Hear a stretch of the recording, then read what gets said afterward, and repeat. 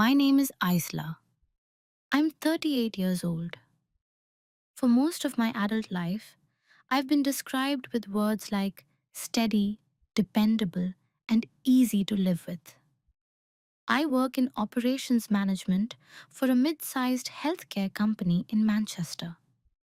And if you met me at a dinner party, you might think I was the kind of woman who prefers listening to speaking, the kind who smiles politely, the kind who doesn't need much. That's what they thought too. For 6 years, I shared a house with the man I thought I would grow old beside. We shared bills. We shared a mortgage. We shared a postcode. But we did not share much else. We shared a house for 6 years, but ate dinner together fewer than 20 times a year. That sentence still sounds exaggerated when I say it out loud, but it isn't. I counted once, quietly, not to accuse him, just to understand what I was feeling. Schedules replaced the connection. He worked late. I adjusted. I worked weekends. He traveled. We texted about groceries more than we spoke about our days. Our kitchen table became a surface for unopened mail and cooling takeaway cartons. It was never a place where we lingered. To everyone else, we were stable, responsible, mature, no screaming matches, no dramatic betrayals, just two adults building a life. But this isn't a story about explosive arguments or sudden revelations. It's about something quieter, something slower. It's about how invisibility doesn't arrive all at once. It accumulates.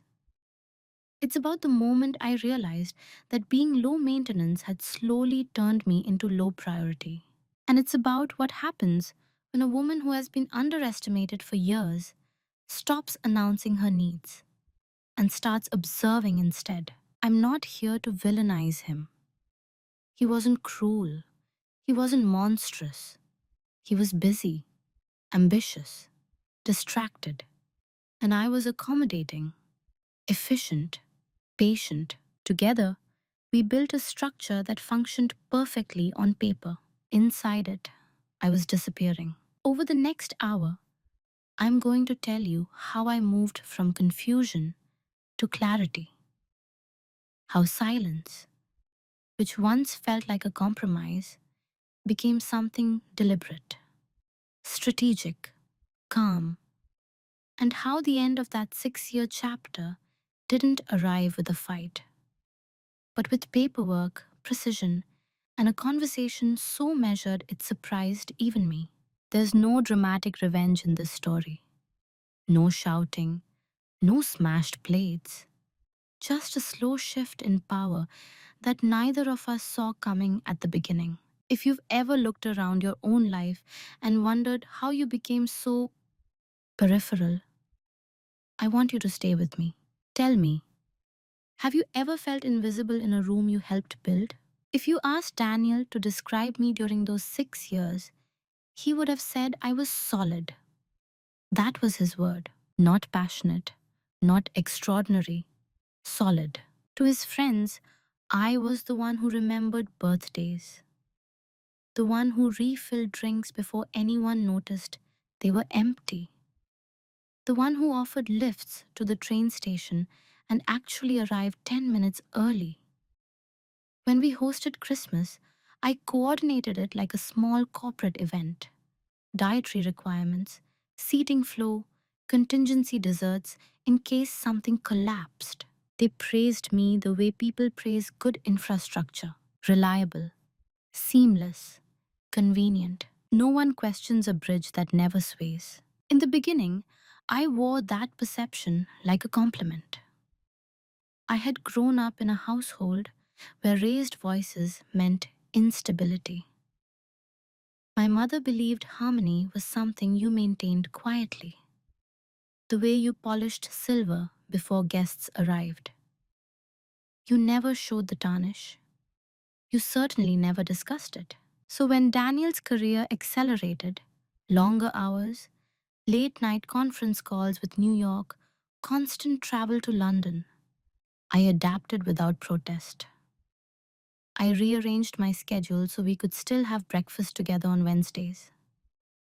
I shifted my gym time to 5:30 a.m. because evenings were uncertain. I learned to cook meals that reheated well.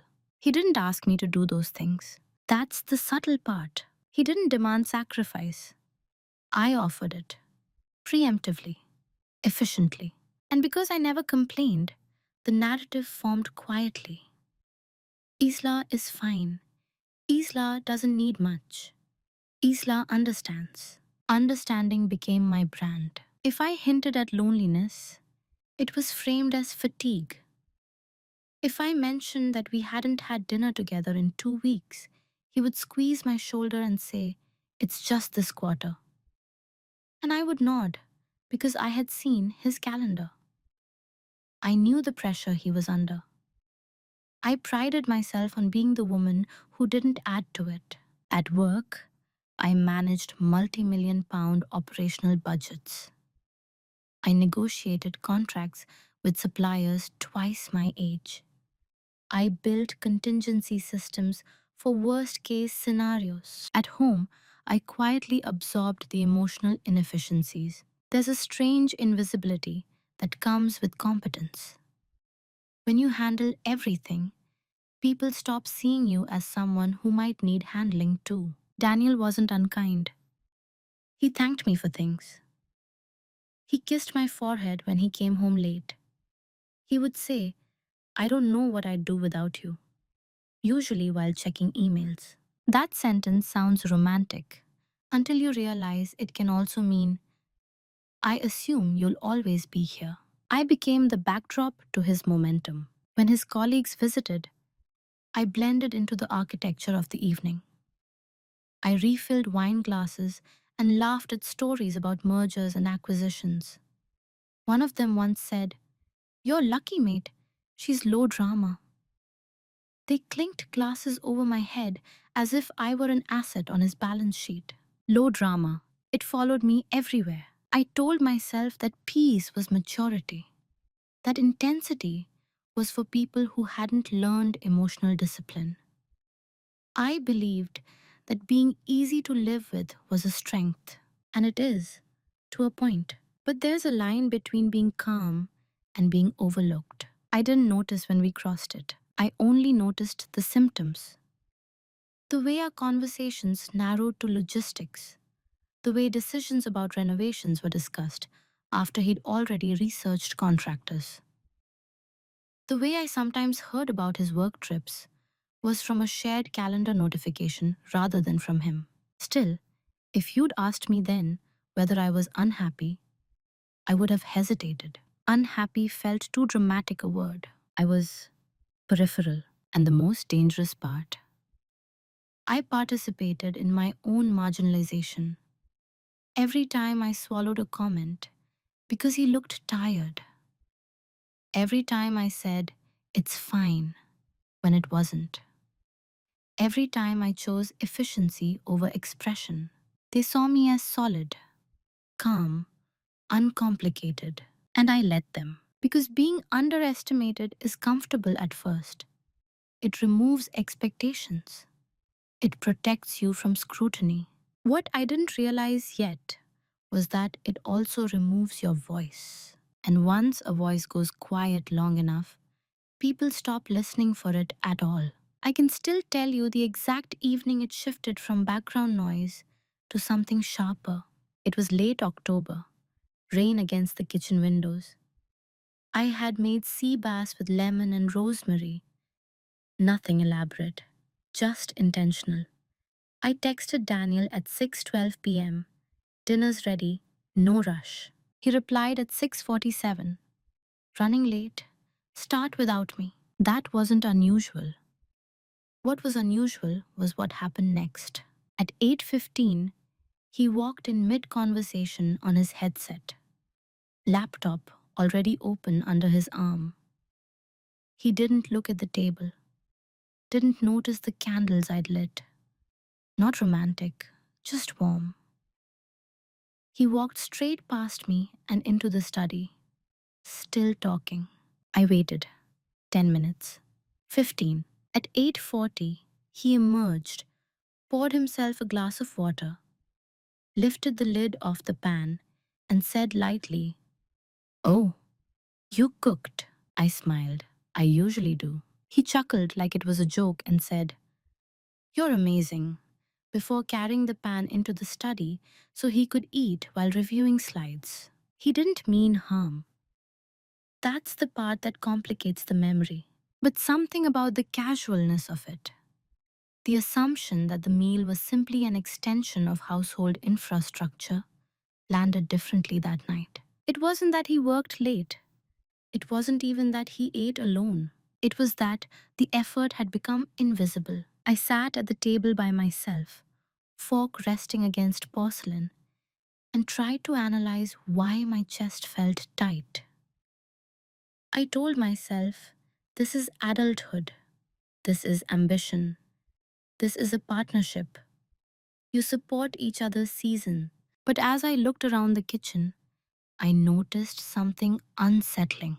The table was set for two, and only one chair was warm. That's when I realized we had stopped planning to be present with each other. We planned around each other. The next morning, over coffee, I mentioned gently, "We haven't had dinner together much lately." He frowned, genuinely confused. "What do you mean?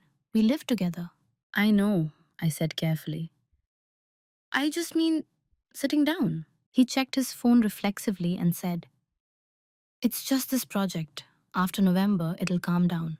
That sentence would echo for years. After November, after the quarter, after the promotion, there was always an after.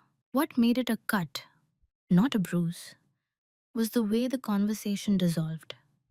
No curiosity, no follow-up question, no, "Is that hard for you?" Just reassurance delivered like a calendar adjustment. I nodded. Of course I did. I had built my identity around being reasonable. But that night, when I updated my black leather planner, the one I've carried since my 20s, I made a small mark in the margin beside the date, a dot. I didn't know why I did it. It wasn't anger. It wasn't a plan. It was simply a way of acknowledging that something had registered. Over the next few weeks, I began to notice patterns. Invitations to client dinners he forgot to mention. Weekends that fill themselves without discussion. Decisions about our home are framed as updates rather than conversations. Individually, none of them justified confrontation. Collectively, they formed a quiet narrative. My presence was assumed, not engaged. The first small cut is dangerous because it's easy to dismiss. You tell yourself you're overreacting. You compare your situation to more dramatic ones and feel ungrateful.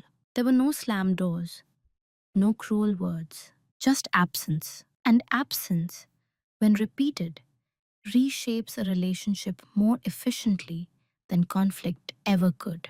That October evening was the first time I felt something colder than disappointment. I felt replaceable, not by another woman, by his schedule. And that realization didn't make me angry. It made me observant. Once you've identified the first cut, you have two choices. You can address it, or you can adjust to it. I adjusted, not consciously, not with a dramatic internal monologue, just small recalibrations.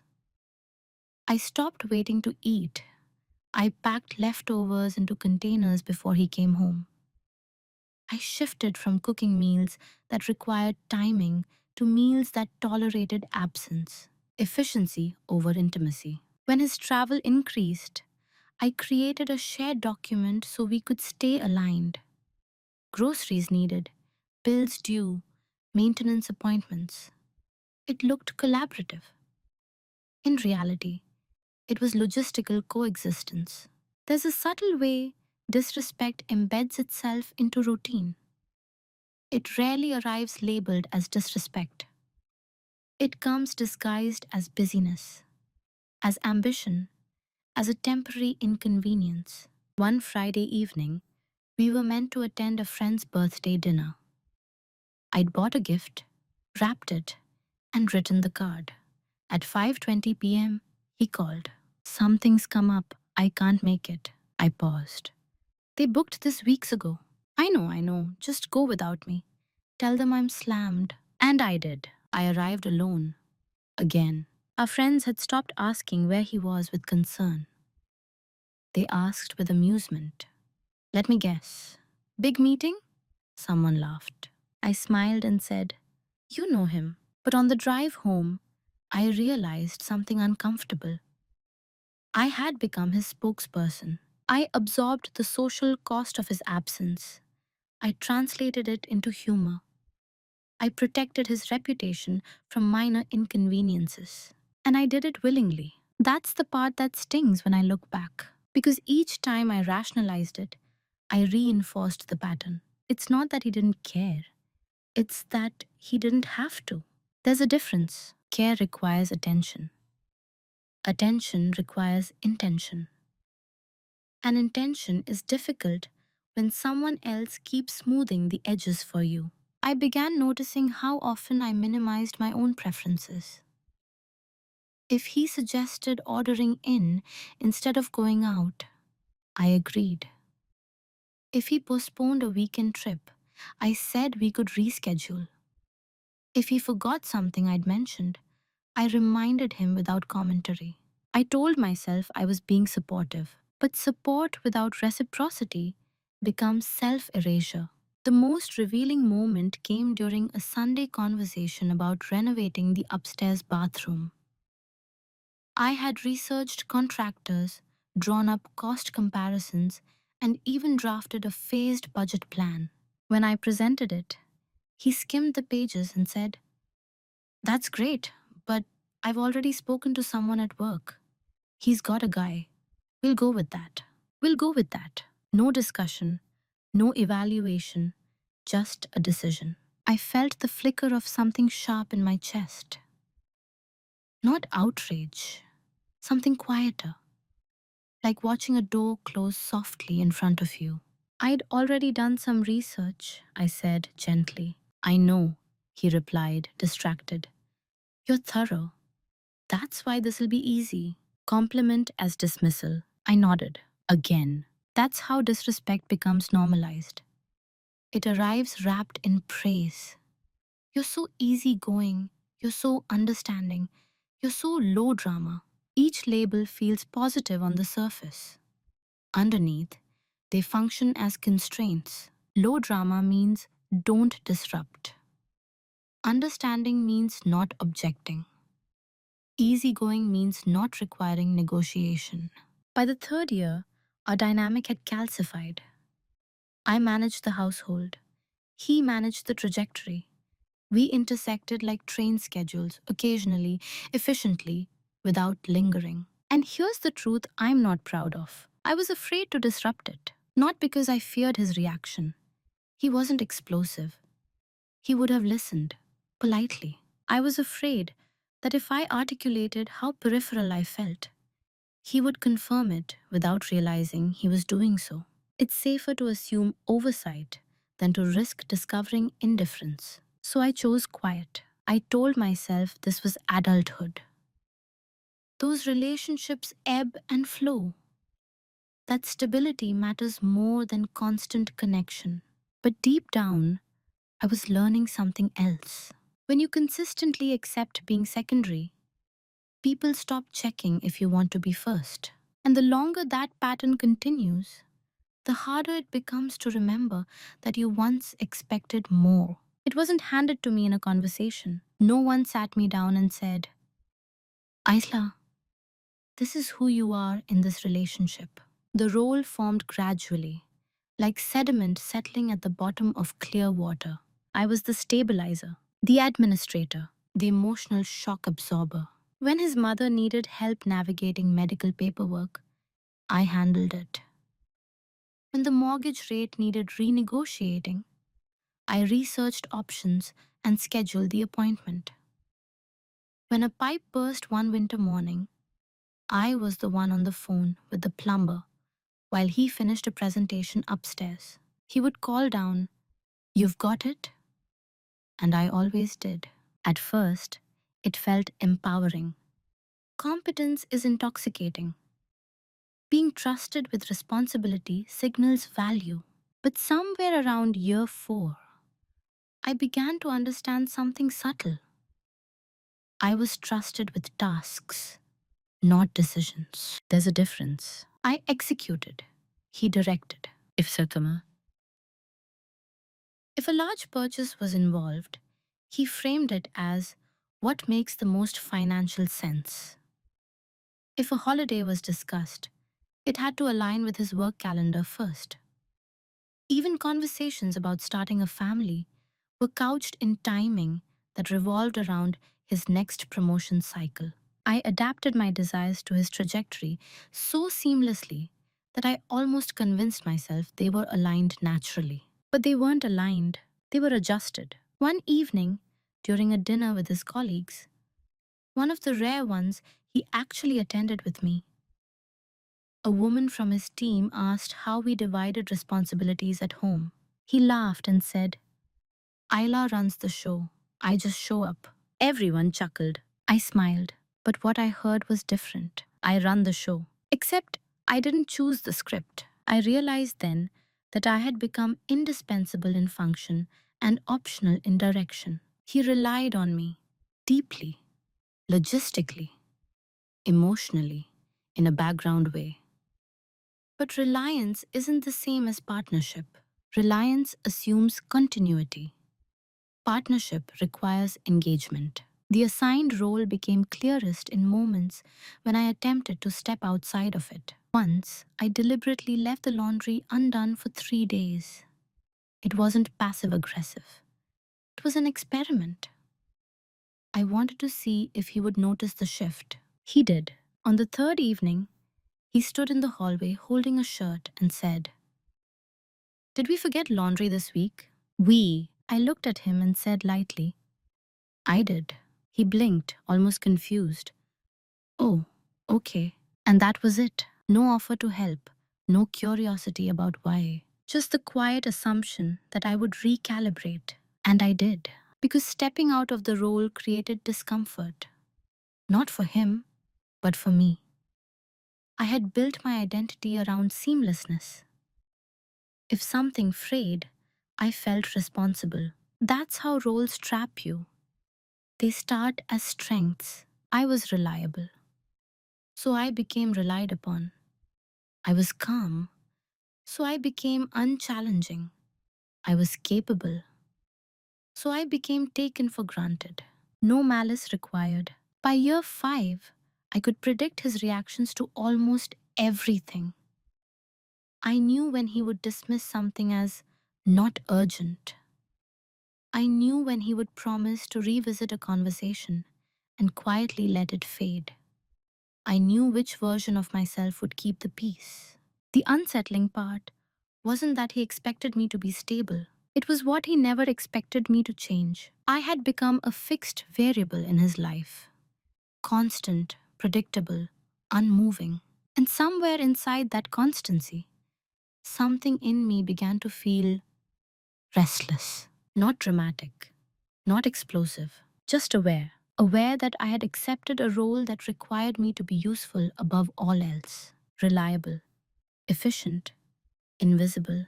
And once you see the script you've been following, it becomes very difficult to unsee it. The shift didn't happen during an argument. It didn't happen after betrayal. It happened on a Tuesday morning in February at 7:12 a.m. while I was standing in our kitchen holding 2 mugs of coffee. I remember the time because I looked at the clock when I realized something inside me had gone quiet, but not in the usual way. Daniel was at the counter, scrolling through emails, half dressed for work. I handed him his mug. He took it without looking up. "Thanks," he said automatically. Then, still focused on his phone, he added, "By the way, I'll be in Edinburgh Thursday through Saturday. Leadership retreat. Forgot to mention. Thursday through Saturday." We had tickets for a small concert on Friday. A band I loved. I told him about it weeks earlier. I had even put it in the shared calendar. I waited for the familiar rise of disappointment, the tightening in my chest, the careful mental calculation of how to respond without sounding accusatory. It didn't come. Instead, I felt something else, distance, not from him physically. He was 2 feet away, but emotionally, I felt as though I had stepped back from the scene and was watching it from across the room. You forgot? I asked evenly. He glanced up briefly. It just came together quickly. You understand? And that was the moment, not because of the words. He had said variations of that sentence dozens of times before, but because, for the first time, I didn't instinctively move to protect him from discomfort. I didn't say, it's fine. I didn't say, work comes first. I didn't suggest rescheduling. I simply nodded. Okay, I said. He smiled faintly, relieved, and went back to his phone. What shifted wasn't anger, it was an expectation. I realized with unsettling clarity that I had been waiting for him to notice my diminishing presence, to sense that something was off and correct course. But he wasn't sensing it because I had never made it visible. And suddenly, instead of wanting him to fix it, I wanted to understand it. That Tuesday, I went to work and did something uncharacteristic. During lunch, instead of scrolling mindlessly, I opened my planner and began flipping backward through months of entries. Cancelled plans, solo dinners, notes to talk later, small dots in margins. I had been documenting without admitting that I was documenting, not to build a case, to build clarity. By the time I reached the present week, I saw a pattern that was impossible to ignore. Not dramatic, not catastrophic, just consistent. We functioned well. We did not connect well. We were efficient co managers of a household. We were not intentional partners. That afternoon, sitting in a quiet conference room after a meeting, I asked myself a question I had avoided for years. If nothing changes, can I live like this for another 10? And for the first time, the answer came without hesitation. No, it wasn't delivered with tears. It wasn't accompanied by rage. It was clinical. I understood then that the issue wasn't the missed concert. It wasn't the dinners. It wasn't even the travel.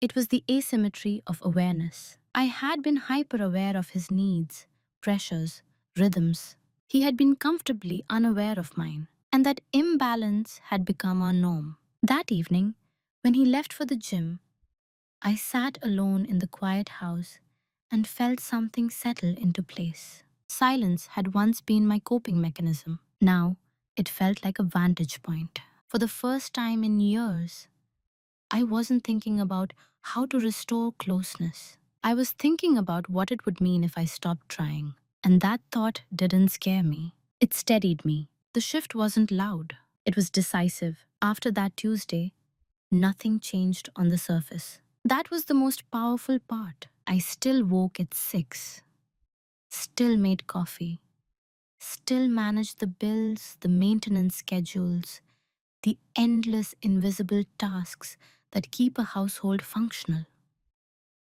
If Daniel noticed anything different about me, he didn't say it. But internally, something had reoriented. Before, my silence had been reactive. I stayed quiet to avoid friction, to preserve peace, to protect him from feeling pressured. Now, my silence became observational. I stopped filling conversational gaps automatically. If he drifted into his phone mid sentence, I didn't repeat myself. I let the sentence end where it had been abandoned. If he forgot to mention a schedule change until the last minute, I didn't rearrange my plans to compensate. I simply kept them. One Thursday evening, he texted at 7:30 p.m., running late. Can you call the insurance about the renewal? Old Isla would have done it immediately, efficiently, without commentary. That evening, I replied, I won't be able to tonight. You'll need to handle it tomorrow. He responded with a thumbs up emoji. No argument, no complaint, just a small adjustment. That was when I realized something important. The resistance I had feared didn't exist. The friction I had been avoiding was largely imagined. He had grown accustomed to my elasticity. When it tightened slightly, he adapted. But he didn't inquire. That distinction became my compass. I wasn't looking for confrontation anymore. I was measuring awareness. And awareness on his end remained low. The more I stepped back, the more I saw how much I had been compensating. I had preemptively solved problems he hadn't yet encountered. I had buffered social awkwardness before it formed.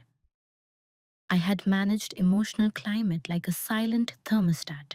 When I stopped regulating everything, small inconveniences began surfacing. He missed a dentist appointment because I hadn't reminded him. He double booked a Saturday because I hadn't cross checked the shared calendar. He forgot to order a birthday gift for his sister until the day before. None of these were catastrophic, but they were instructive. He wasn't incompetent. He was simply unaccustomed to carrying the full weight of his own logistics within the relationship. And for the first time, I allowed that weight to remain where it belonged. He began saying things like, I've been so scattered lately. I would nod and say, It sounds busy. I did not volunteer to fix it. This wasn't punishment. It wasn't passive aggression. It was recalibration. Silence, when chosen deliberately, changes the power dynamic without raising volume. There's a misconception that strength announces itself, that it demands recognition. Sometimes, strength is the refusal to overfunction. I also began investing my energy elsewhere. I stayed later at work, not out of avoidance, but out of focus. I reconnected with a colleague about a certification program I'd postponed. I started going to the Saturday morning market alone and lingered without checking my phone. Daniel noticed the external shifts more than the internal ones. You're out a lot lately, he commented one evening. I have been, I replied calmly. With who? Friends, work people, sometimes just myself. He laughed lightly. Fair enough. But there was a flicker in his expression. Not jealousy, not suspicion, just mild recalibration. As if he was realizing I occupied space beyond the edges of his schedule. For years, I had mistaken availability for love. Now, I was testing what happened when availability became selective. The house didn't crumble, the relationship didn't explode.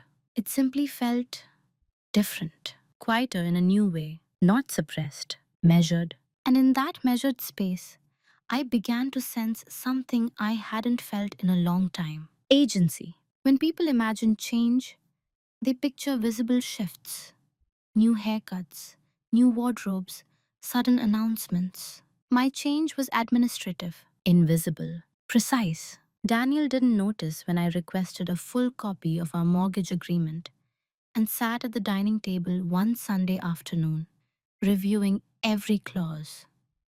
He assumed I was just being thorough, which had always been my brand.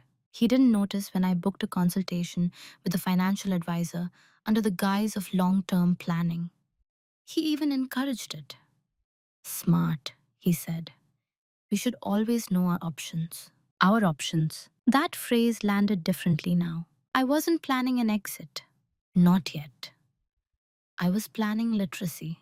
There's power in understanding the fine print of your own life. For years, I had managed our day-to-day finances, utilities, insurance, grocery budgets. But the larger strategic elements had been mutual discussions shaped largely by his projections.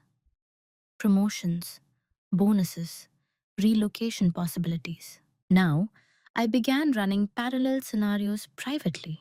If we sold the house, if one of us kept it, if incomes shifted, not out of hostility, out of clarity. At work, I enrolled in the certification program I'd once postponed to avoid extra stress at home.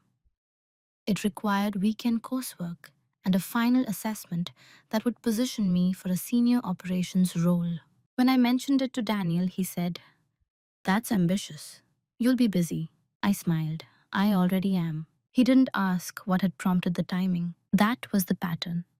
He registered activity, not motive. I also began documenting, not emotionally, but factually. Dates of missed events, financial contributions, household expenditures, not in a secret dossier, in a spreadsheet titled Annual Review. If he had opened my laptop, he would have seen nothing inflammatory, just numbers, percentages, timelines.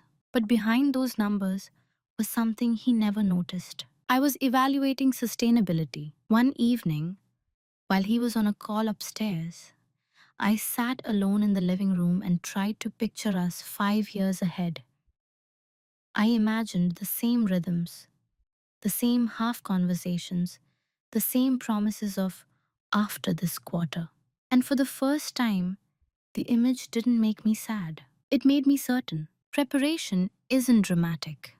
It's repetitive. It's unglamorous. It's quiet. I updated my CV. I reconnected with an old university friend who worked in property law.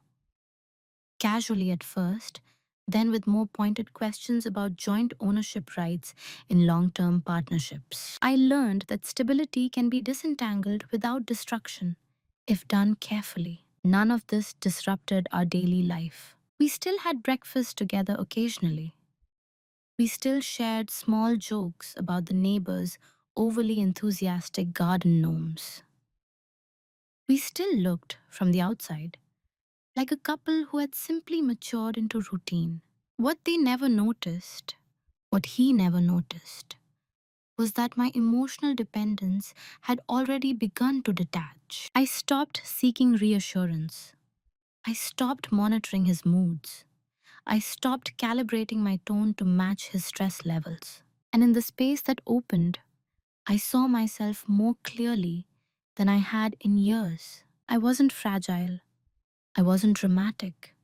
I wasn't asking for too much. I'd simply been asking in a language he never needed to learn. The most revealing moment came when he said, offhandedly, "You've always been the stable one. I don't worry about you." He meant it as praise. But what I heard was this: "I don't check if you're okay, because I assume you always are." That was the final piece of clarity I needed. My quiet had once been accommodation. Now, it was an assessment. An assessment leads somewhere, not impulsively, inevitably. The leverage didn't appear like a discovery in a film. There was no gasp, no dramatic zoom in moment. It came in the form of a sentence spoken casually across a polished desk. "You realize," the advisor said, tapping a highlighted section of the mortgage agreement, "that because of how you structure the deposit contributions and overpayments, your equity position is significantly stronger than you think." Significantly stronger than you think. I kept my expression neutral. That has always been one of my strengths. Calm is disarming. Daniel and I had purchased the house early in his career acceleration. I had contributed a larger portion of the deposit because my savings were more liquid at the time. It had made practical sense. He had intended to rebalance later once bonuses increased. Later never came. Instead, I had quietly continued making overpayments from my salary. Small, consistent increments. Not secret, just unannounced. I believed in reducing debt. I didn't realize I was also building optionality. The advisor explained it methodically. If we sold, I would walk away with a financial position that allowed independence without disruption. If one of us chose to buy the other out, the structure favored whoever had documented the higher contributions. Documentation. There it was again. For years, I had documented it as a personality trait. Now, it revealed itself as leverage. I left that meeting not exhilarated, but steady. Clarity doesn't need celebration, it needs integration. That evening, Daniel was home early for once. He had ordered takeaway and was sitting at the kitchen island when I walked in. Good meeting? He asked casually. Yes, I replied, placing my bag down. Productive. He smiled. You're always productive. I studied him for a brief second. He still saw me as constant, predictable, contained. What he didn't see was that the internal equation had shifted. For the first time in 6 years, I knew, not emotionally but structurally, that I was not trapped. There's an enormous psychological difference between enduring something because you believe you must and enduring something because you're choosing to. That knowledge altered my posture, not visibly, but internally, I stood straighter.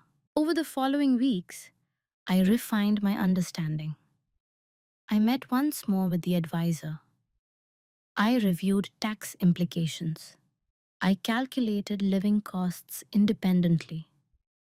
I even looked, casually, almost academically, at rental properties in neighborhoods I'd once dismissed as impractical.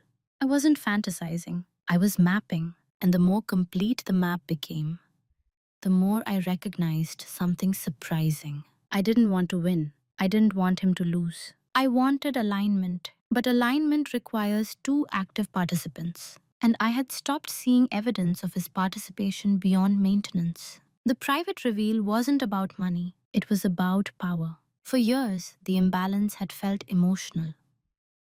I was more aware, more invested, more attuned. Now I realized that structurally, I was stronger than either of us had acknowledged. Not because I manipulated anything, because I had been meticulous, and meticulousness over time compounds. One Sunday afternoon, as he watched a football match upstairs, I sat at the dining table, the same table where I had once eaten alone under candlelight, and asked myself a different question. If I leave, can I do so calmly? The answer was yes. No scrambling, no dependence, no drama, just transition. And in that realization, something unexpected surfaced. Peace, not the peace of resignation, the peace of readiness. I didn't announce it. I didn't hint at it. I didn't change my tone or escalate any conversations. Externally, nothing had happened. Internally, everything had aligned. The leverage was not a weapon. It was an exit that required no explosion. And once you know the door is unlocked, you stop fearing the room. Knowing you can leave and deciding to leave are not the same thing. For several weeks after the private reveal, I carried the knowledge quietly. It sat in the background of my thoughts like a steady pulse, reassuring, but not urgent. I watched us carefully during that time. I wanted to be certain that my clarity wasn't a reaction, that it wasn't fatigue disguised as finality.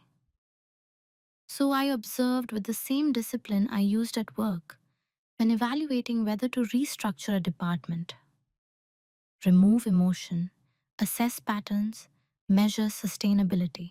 There were moments that could have pulled me back. One Saturday morning, we had breakfast together unexpectedly. No phones, no rush. We talked about a documentary we'd both watched. For a brief hour, it felt easy, familiar, almost like the early years. I remember thinking, this is what we could be. But then Monday came, and with it, the familiar narrowing, the half listened sentences, the calendar conflicts, the gentle assumption that I would flex first. The pattern reasserted itself without effort. That was instructive. Temporary warmth is not the same as structural change. A week later, I brought up something simple but deliberate. I've been thinking about how little we actually spend time together, I said one evening. Not accusing, just factual. He sighed lightly. Not irritated, just weary. I know it's been busy. Once this expansion settles, I didn't let him finish this time. It's always settling, I said softly. He looked at me, slightly surprised by the interruption. There was no argument. He offered reassurances. He mentioned planning a holiday soon. He reached for my hand, and I realized, sitting there across from him, that he genuinely believed effort could be scheduled later, indefinitely. He wasn't malicious, he was comfortable, and comfort, when unexamined, becomes neglect. That night, I lay awake and asked myself the final question. If he never changes, not because he refuses, but because this is simply who he is, can I respect myself for staying? The answer arrived the same way the earlier one had, calmly. No, staying would require me to shrink my expectations permanently. To accept a version of partnership where I was structurally supported but emotionally peripheral. Leaving, on the other hand, would not require anger. It would require resolution. There were multiple options in front of me. We could pursue couples therapy. We could draft new quality time agreements. We could attempt to renegotiate priorities. And for a moment, I considered them seriously. But here's what stopped me. Change prompted by an ultimatum is fragile. Change prompted by fear of loss is reactive. I didn't want him to adjust because I was halfway out the door. I wanted to be chosen without prompting, and I no longer believed that would happen. So I chose the irreversible option, not explosively, not impulsively. Deliberately, I scheduled an appointment with a solicitor recommended by my university friend. Not to file anything immediately, but to outline a clean, equitable separation process should I proceed. I requested a property valuation under the pretense of curiosity about the market. That part wasn't even a lie. I was curious. And one evening, sitting at the kitchen table, I opened a blank document and began outlining what disentangling 6 years would realistically involve. Accounts, utilities, insurance, shared subscriptions, furniture, emotional logistics. As I typed, I didn't cry. I felt composed. This was not a reaction to a fight. It was the result of prolonged observation. The decision point in most stories is dramatic.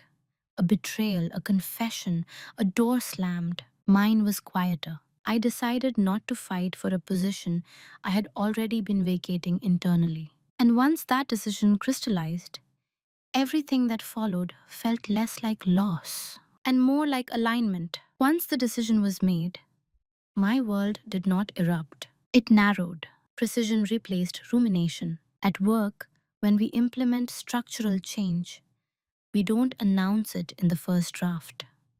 We test variables. We secure resources. We reduce risk. I approached my own life the same way. The solicitor meeting was calm, almost anticlimactic.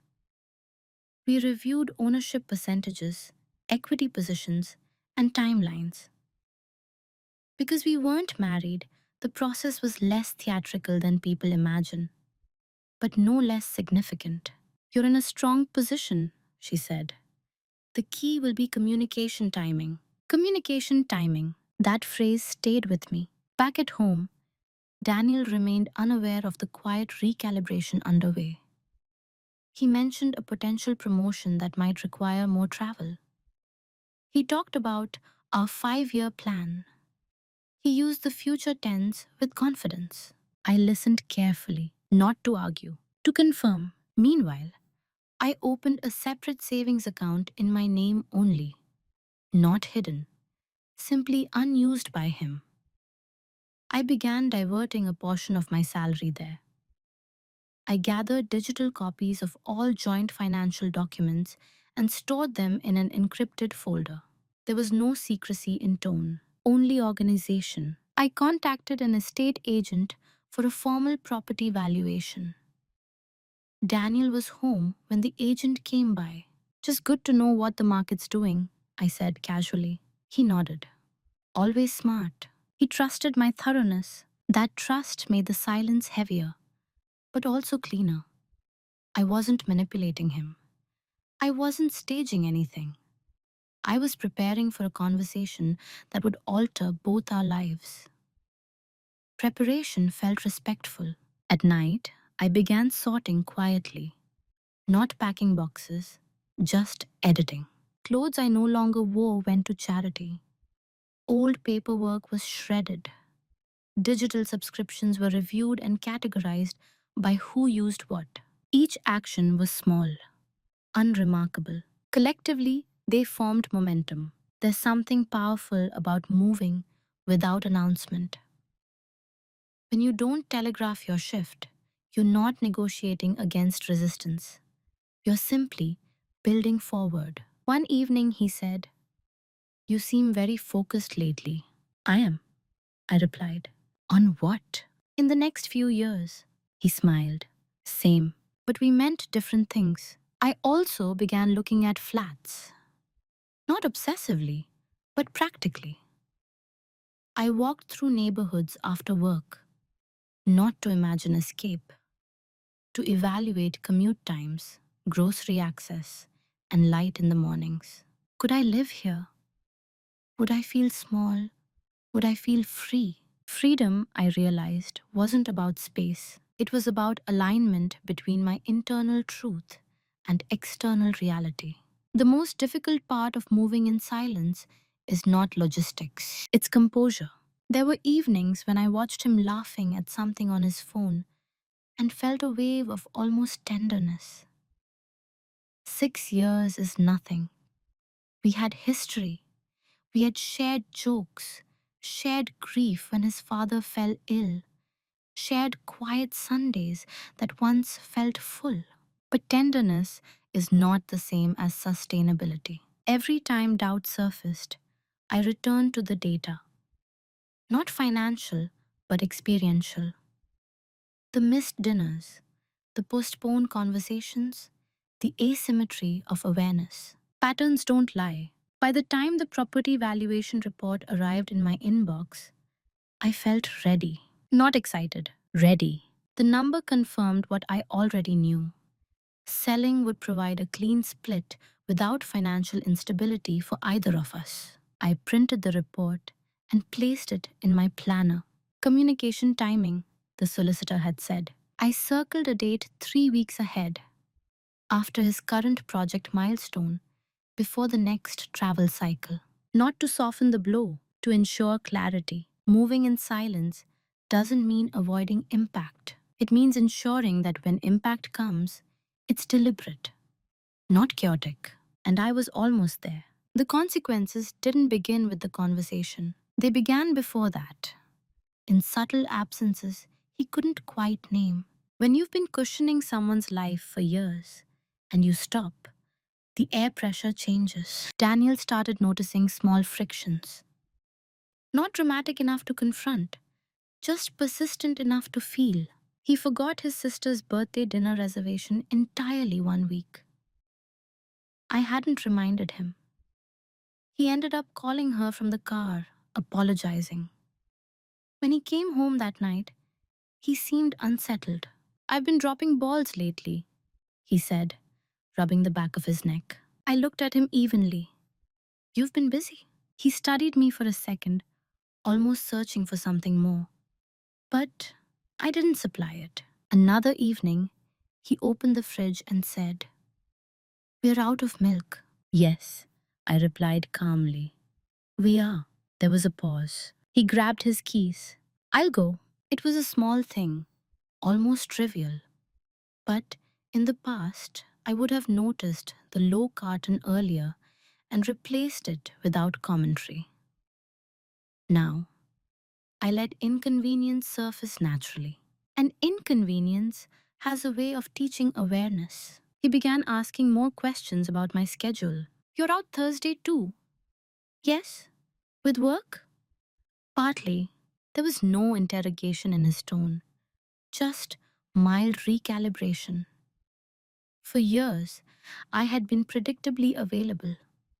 Now, my time had edges. What he didn't understand was that these weren't tactics designed to make him anxious. They were corrections. When one person overfunctions, the other underfunctions without intending to. Remove the excess, and equilibrium begins to shift. The emotional consequences were subtler. He started lingering in rooms a little longer, sitting beside me on the sofa instead of across from me, reaching for my hand without the automatic half distraction of his phone. It would have moved me months earlier. Now, it is registered as data. He sensed distance. He just didn't yet understand its origin. One Sunday afternoon, as we were both in the kitchen, he said lightly, "You've been quiet lately." I met his eyes. "I've always been quiet." He frowned slightly. "No, different quiet." There it was. Awareness, finally, flickering. But awareness that arrives late feels fragile. "I've just been thinking," I said. "About what?" "Us." He went still at that. Not defensive, just alert. "Is something wrong?" he asked. I could have opened everything then, unfolded the spreadsheets, explained the 6-year accumulation of invisibility. But timing matters. "Nothing sudden," I replied. "Just evaluating." Evaluating. The word seemed to land harder than I expected. He looked at me the way someone looks at a map, and they suddenly realize they haven't been reading properly. Over the next few days, he became more attentive. He suggested dinner out. He cleared his calendar one evening and said, "Let's just talk." It wasn't manipulation, it was instinct. He felt something shifting beneath him. But the consequences of long term imbalance don't reverse in a week of effort. What he was experiencing wasn't punishment, it was gravity, the weight of 6 years settling into clarity. And for the first time, I saw something unfamiliar in his expression: uncertainty, not about his career, not about his plans, about me. For years, he hadn't needed to wonder whether I would remain. Now that certainty had thinned. He didn't know yet that the conversation was already scheduled in my planner, circled neatly in black ink. But he could feel the air changing, and sometimes the beginning of consequences isn't noise. It's the quiet realization that something stable may no longer be guaranteed. The week of the circle date, Daniel tried harder. Not dramatically, not in grand gestures, but in small, visible ways that would have meant everything to me a year earlier. He came home before 7 2 nights in a row. He suggested cooking together, awkwardly, as if remembering a skill he hadn't practiced in years. He even brought up the concert we had missed months ago and said, "We should rebook something, properly plan it."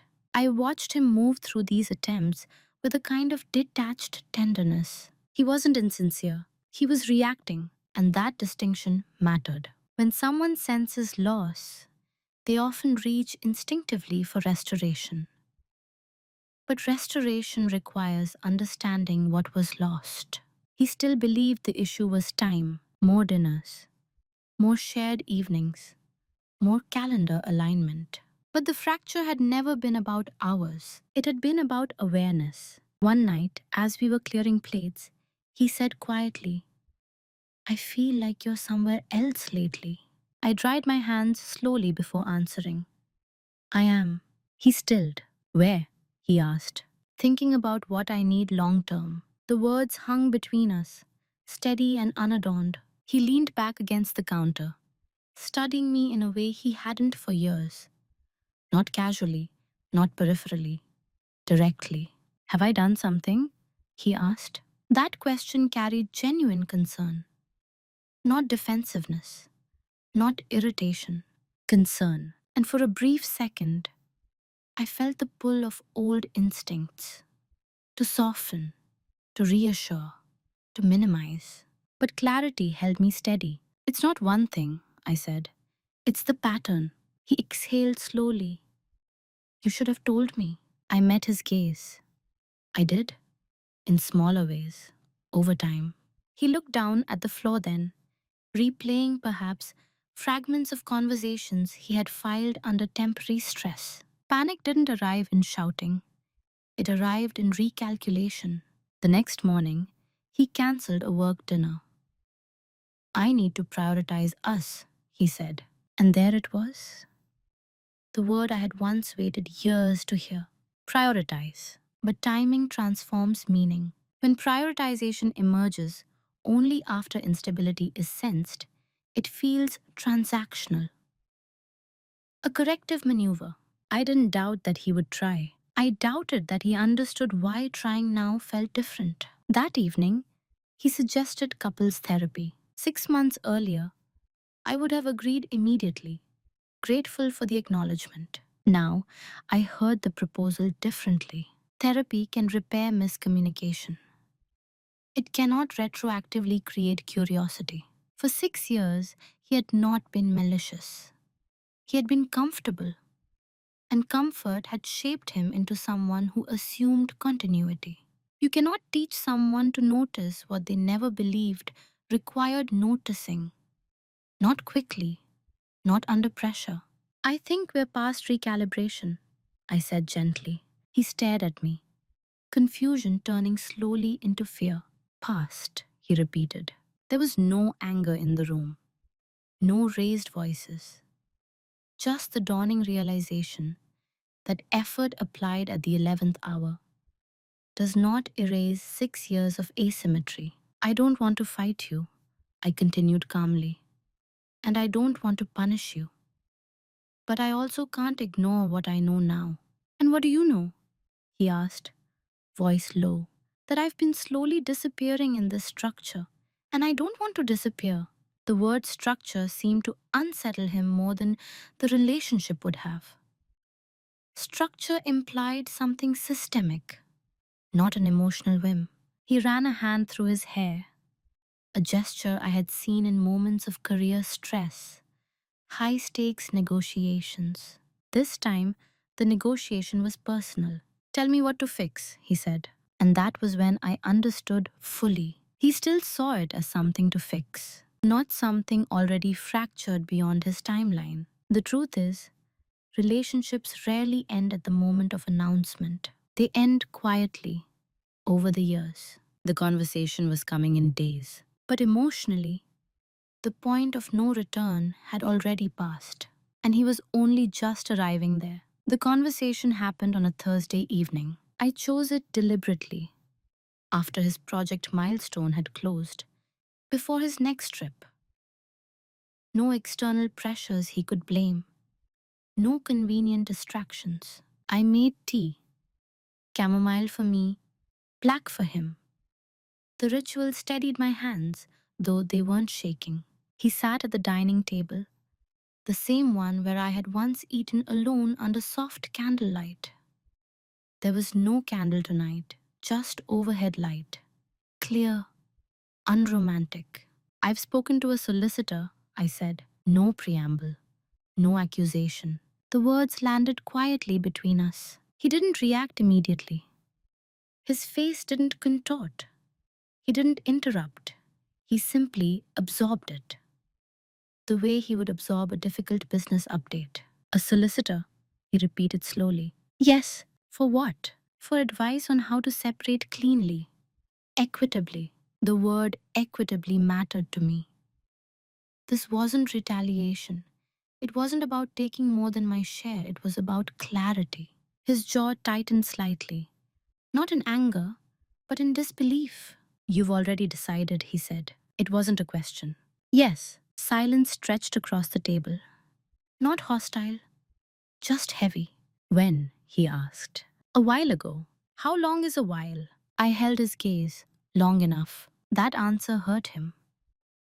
I saw it register. The realization that this hadn't been a sudden emotional surge. It had been measured. Why didn't you tell me when you first started feeling this? He asked, voice low. I did, I said gently. In pieces.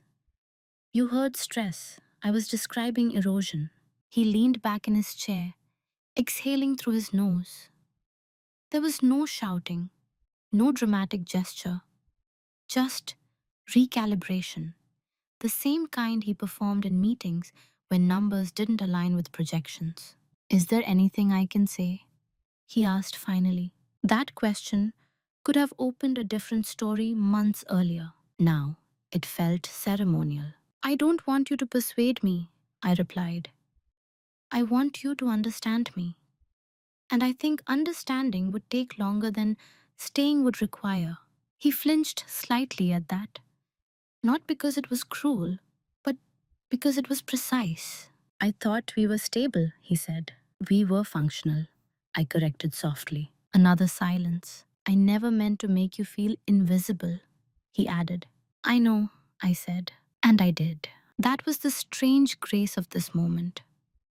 There was no villain at the table, just two people who had drifted into an imbalance, neither fully examined until it was too late. He asked practical questions then about the house, about timelines, about finances. I answered calmly, referencing the valuation, the equity split, and the proposed process. He blinked at one point and said, almost faintly, You've really thought this through? Yes, it wasn't a triumph. It was true. The confrontation lasted less than an hour. No raised voices, no slammed doors. When it ended, we sat quietly for a few minutes, the weight of 6 years condensed into paperwork and memory. I don't hate you, he said eventually. I don't hate you either. That might have been the most honest exchange we'd had in a long time. When he stood to go upstairs, he paused and looked at me differently. Not as the stable constant, not as the seamless partner, as someone separate, independent, decided. For years, my quiet had been mistaken for passivity. Tonight, it was unmistakably resolved. There was no explosion, just the calm closing of a door that had been slowly unhinging for years. I moved into my own flat 3 months later. It's smaller than the house we shared. One bedroom, tall windows, morning light that spills across the kitchen counter in a way I hadn't realized I'd been craving. The first night I slept there, the silence was different. Not the strained quiet of two people avoiding tension, not the logistical hush of staggered schedules. It was clean. I stood in the kitchen with a single plate of pasta and sat down at a small wooden table I chose myself. No second chair out of habit. No waiting for footsteps in the hallway. I ate when the food was warm. That detail mattered more than I expected. In the months since, I've been asked, gently, curiously, if I regret it.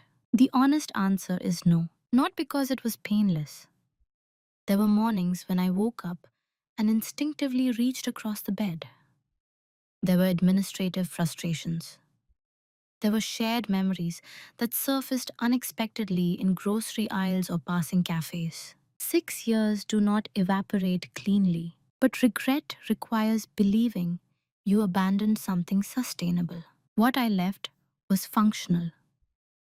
What I wanted was reciprocal. Those are not the same. I was promoted at work shortly after the separation, not because I left, but because I had been preparing for years. The certification I completed positioned me for it. The late evenings I once reserved for maintaining harmony at home were redirected toward professional growth. For the first time, my effort and my trajectory aligned, but the real shift wasn't professional. It was internal. I no longer introduce myself through what I can absorb. I don't pride myself on being low maintenance. I don't translate neglect into patience. I've learned that calm does not mean silent, that steadiness does not require self erasure.